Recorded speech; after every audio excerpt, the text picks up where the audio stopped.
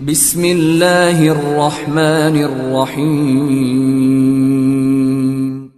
In the name of Allah, the Beneficent, the Merciful. हकम बिन अमर अपनी तिजारत के लिए हिंदुस्तान की सरजमीन पर आते हैं। कालीकट की वो सरजमीन है। कालीकट है कहाँ? केरला की सरजमीन पर एक जगह का नाम है कालीकट। आप सर्च करेंगे तो आपको मिलेगा कालीकट। कालीकट की सरजमीन पर अपने कुछ साथियों के हमराह आते हैं कपड़े का तिजारत लेकर के। कपड़े का कारोबार था, कपड़े लेकर के आते हैं और बेचते हैं। और हालम ये होता है कि 15 साथी थे और 15 साथियों में उन्होंने देखा कि समंदर के किनारे काफ़ी लोग इकट्ठा होते हैं, तो उन्होंने अपनी दुकान समंदर के किनारे लगाई है। उन्होंने अपनी दुकान समंदर के किनारे लगाई है। और अब वो वक्त ये होता है कि जब नमाज का वक्त होता है तो नमाज पढ़ने लगते हैं। फजर का वक्त हुआ नमाज पढ़े, जोहर का वक्त हुआ नमाज पढ़े, असर का वक्त हुआ नमाज पढ़े, मगरिब का वक्त हुआ नमाज पढ़े, इशा का वक्त हुआ नमाज पढ़े। गर्जे के पांचों वक्त में वो नमाज पढ़ रहे हैं। पांचों वक्त में नमाज पढ़ रहे हैं। तो उस गांव के लोगों में से किसी एक ने कहा, आखिर ये क्या कर रहे हैं भाई?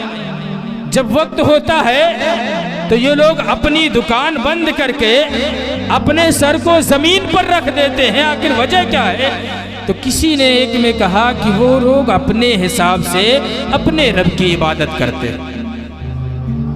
वो लोग अपने हिसाब से अपने रब की इबादत करते हैं।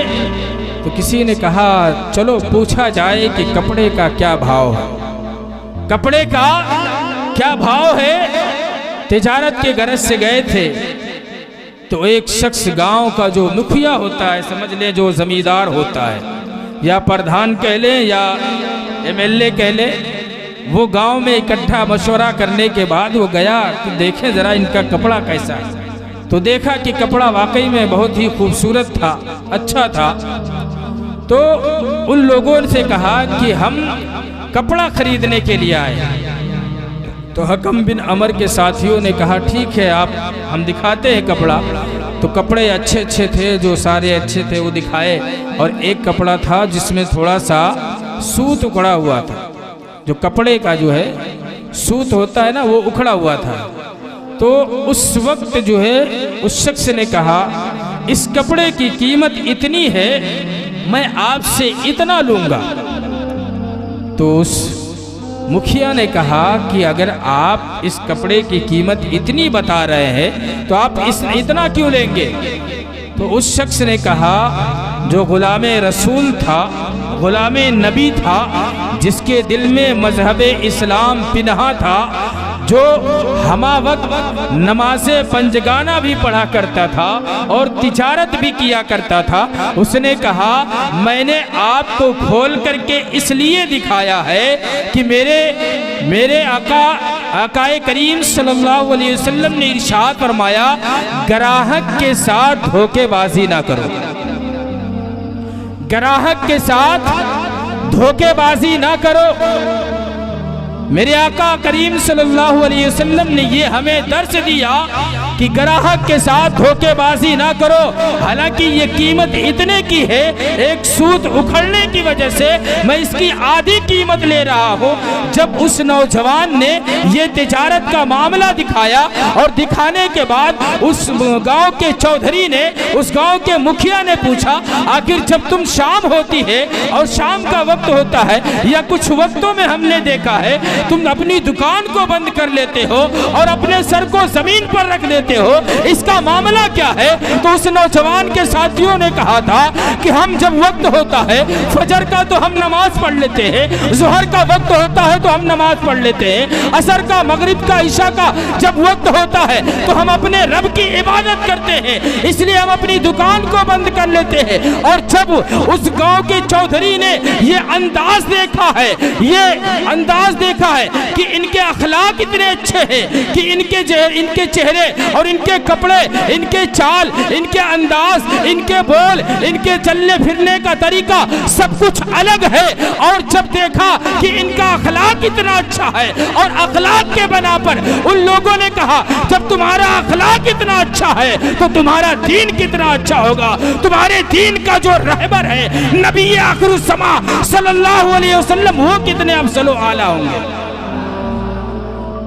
तो मजहब इस्लाम बहुत प्यारा मजहब है। और आज हमारा हाल ये होता है कि हम ग्राहकों के साथ धोखा करते हैं, है ना।